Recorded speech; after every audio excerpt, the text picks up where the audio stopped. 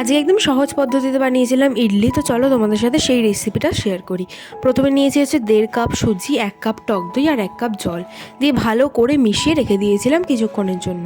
তো যতক্ষণ এটা থাকছে ততক্ষণের জন্য চলো নারকেলের চাটনিটা বানিয়ে নিই।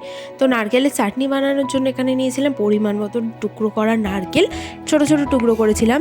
তার সঙ্গে নিয়েছিলাম হচ্ছে বাদাম, কাঁচা লঙ্কা, আদা আর কাঁচা আম, কারণ আমার কাছে না তেঁতুল ছিল না। তারপরে এই যে চানাগুলোকেও রোস্ট করে নিয়েছিলাম, দিয়ে ভালো করে মিক্সিতে পেস্ট করে নিয়েছিলাম। আর দুটোতে কিন্তু পরিমাণ মতো নুন দিতে হবে। তো এখানে নিচ্ছি কারি পাতা, শুকনো লঙ্কা আর সর্ষে দিয়ে ভালো করে ফোড়নটা দিয়ে মিশিয়ে নিয়েছিলাম। তারপরে চাটনি তো রেডি। তো চলো এবার ইডলিতে ফিরে আসি। ইডলির যে ব্যাটারটা রেডি করেছিলাম সেটাতে ছোটো ছোটো বাটিগুলোতে ঢেলে অবভিয়াসলি আগে তেল মাখিয়ে নিয়েছিলাম। তো তারপরে এই বাটিগুলোকে বসিয়ে দিয়েছিলাম স্টিম হওয়ার জন্য। নিচে স্টিমার দিয়েছিলাম। তো 20-25 মিনিট পরে দেখো একদম সফট ইডলি রেডি। তো কেমন লাগলো